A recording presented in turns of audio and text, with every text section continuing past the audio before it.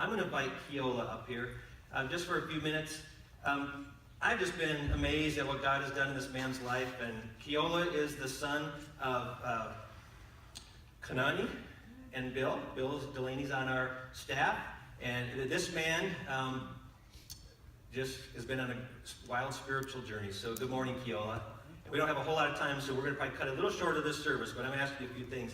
You have dipped into that well many times, and you felt like this Samaritan woman, haven't you? What have you discovered? Well, it's pretty funny that Pastor Darrin's sermon today is on this because, he asked me about this on Friday, and everything that he mentioned, I identify with the woman at the well.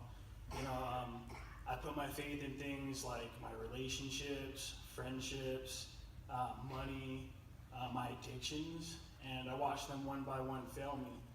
And, for example, my previous relationship with the mother of my child, I thought she could fix me, I thought she could make me better, and when that wasn't sufficient, I went back to the well, and I medicated myself with things like drugs and alcohol, only to keep down spiraling.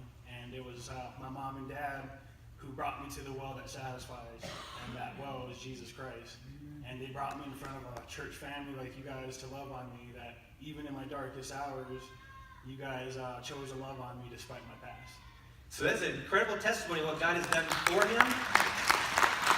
But it doesn't end there. It doesn't end there, because the more exciting thing is now what God is doing through Keola, because there's probably nobody in our church who's reaching out to more people outside of this church than this guy.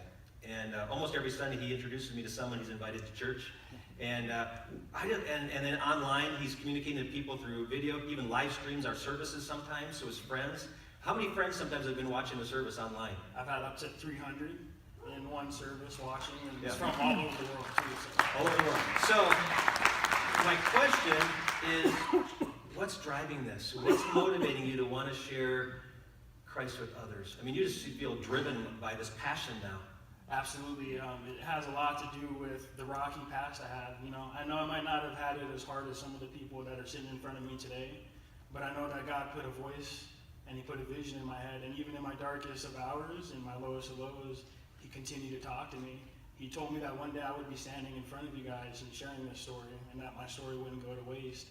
And he provided a way out in my darkest hours. He provided a love for me that I just want to share it to everybody, because it's not me that saved me, it was Jesus that saved me, and I think everybody here can use that.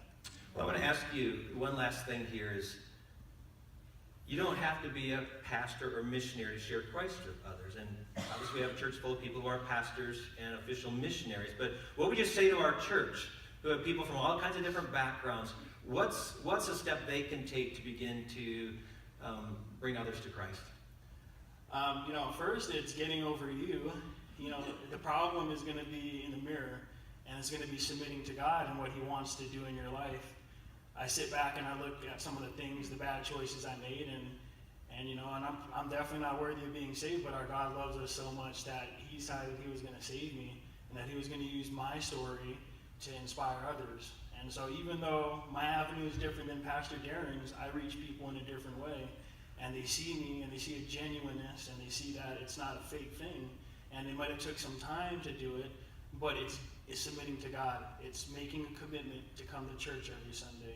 I'm blessed to be a part of that tech team back there, and it makes me listen to different cues, but it also allows me to hear the same message 3 different ways. And if you come to church on Sunday and you hear Pastor Sam's preaching, or if you hear Pastor Darrin, it's going to be God ministering directly to your heart. And so if you're not here, you miss that. And you find people that have similar struggles. You find people that have even harder struggles. But the point is, you need to be here, and you need to get involved more than just a Sunday. You need to get involved in other ministries. If your marriage is rocky, or even if it's not, there's classes here for that. If you're having financial problems, Tom's going to be leading that class, Financial Peace. And if you don't know what your problem is, the place you need to be is here on Fridays at Celebrate Recovery, because I'm sure you're going to find a lot more problems than you ever knew you had. Thank you, Keola. Thank you for your invitation. You put back on your shoulders now. God has called you on a mission.